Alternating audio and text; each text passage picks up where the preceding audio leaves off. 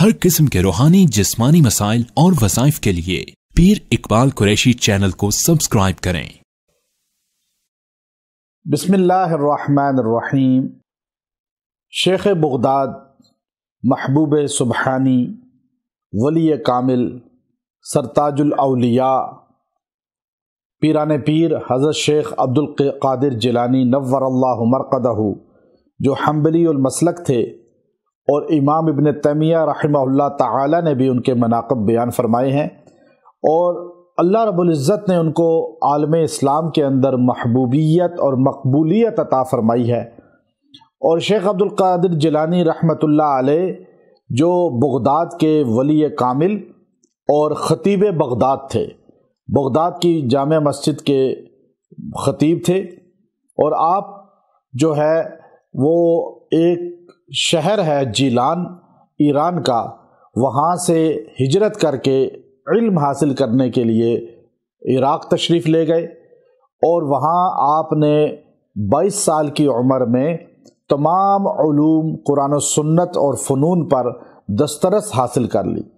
علم تفسیر ہو، علم حدیث ہو، علم فقہ ہو، علم تصوف ہو، علم صرف نحو ہو یا علم منطق ہو، تمام علوم پر، فلسفے پر آپ کو اتنی دسترس ہو گئی کہ آپ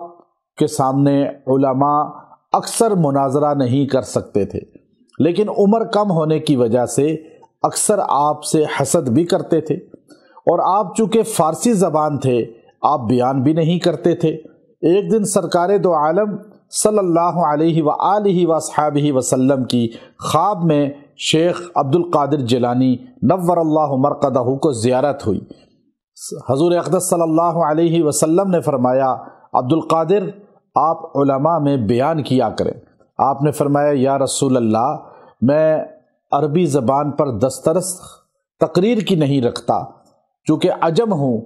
آپ صلی اللہ علیہ وسلم نے آپ سے فرمایا، منہ کھولو۔ آپ نے اپنا منہ کھولا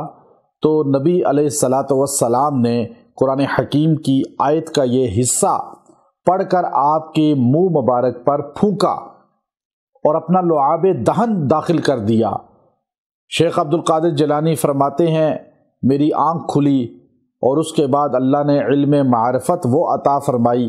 کہ جب آپ تقریر کرتے تھے عربی میں تو بغداد کی جامع مسجد میں آپ کی تقریر سن کر ہزاروں لوگ بے ہوش ہو جاتے تھے، لوگوں پر گریہ طاری ہو جاتا تھا، رقت طاری ہو جاتی تھی۔ اور یہ آیت کا حصہ کون سا ہے آج آپ کو بتلانا مقصود ہے، جس کو امام ابن تیمیہ رحمۃ اللہ علیہ نے لکھا کہ اگر کوئی کند ذہن ہے، کوئی دماغ کمزور کا مالک ہے، بیان نہیں کر سکتا، تقریر نہیں کر سکتا، سبق نہیں یاد ہوتا، سبق نہیں پڑھا سکتا، یا اس کو کتاب سمجھ نہیں آتی، اسے کوئی علم سمجھ نہیں آتا، وہ دنیاوی علم ہو یا قرآن و سنت کا علم ہو، تو وہ اپنی تقریر سے پہلے، اپنی تحریر سے پہلے، اپنے بیان سے پہلے، یا کتاب کو کھولنے سے پہلے، سبق کو یاد کرنے سے پہلے یہ آیت کا حصہ ادعو الی سبیل ربک بالحکمت والموعظۃ الحسنہ، ادعو الی سبیل ربک بالحکمت والموعظۃ الحسنہ، اس کو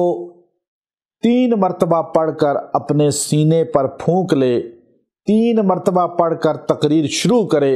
3 مرتبہ پڑھ کر سبق یاد کرنا شروع کرے، 3 مرتبہ پڑھ کر کوئی چیز لکھنی شروع کرے، اللہ غائب سے فتوحات عطا فرمائے گا، غائب سے اس کے دماغ پر نازل فرمائے گا چیزیں، اور اس کی زبان میں، قلم میں، کتاب میں تاثیر ہو جائے گی۔ اور یہ بہت باکمال قادری وظیفہ ہے جو شیخ عبد القادر جیلانی نور اللہ مرقدہ کا ہے، اور الحمدللہ ہمیں اس سلسلے میں بھی چونکہ خلافت حاصل ہے، آپ سب کو اس کی اجازت حاصل ہے، آپ یہ وظیفہ کریں اور اس کی تاثیر پائیں۔ وآخر دعوانا الحمدللہ رب العالمین۔